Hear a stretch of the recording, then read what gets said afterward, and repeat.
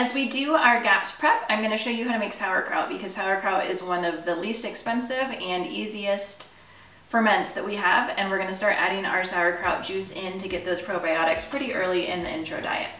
So here we go as we learn how to make sauerkraut. It's so fast, you'll be surprised. So here's our cabbage for our sauerkraut, and I'm only going to make half a cabbage worth today.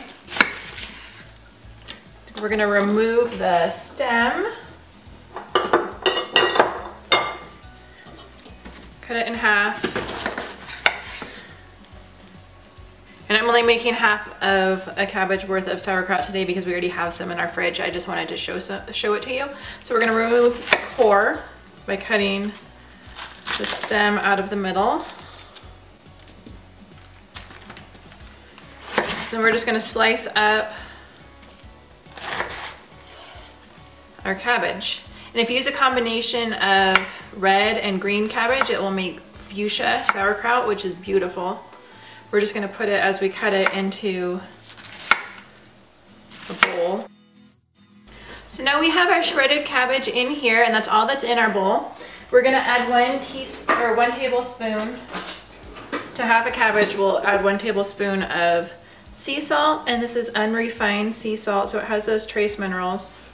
We're just going to sprinkle it over, and this will wilt our cabbage so that it is easier for it to release the juice, which we need to create an air-free environment to ferment in. So we're just going to leave this like that. You can cover it with a dishcloth if you're concerned about dust or something getting in it. But we're just going to leave it like this for an hour. And the core from the cabbage is, you can add this to your chicken stock to give it a little bit of flavor and a little bit of nutrition. A lot of us just keep a bag of scraps that we add to our stock as we cook it as we go along. Now our cabbage has just been wilting for about an hour. If you go like this, you can see that it's releasing some of its juice, and that'll make it easier to pound. So we have our wide mouth jar. These are just called wide mouth mason jars.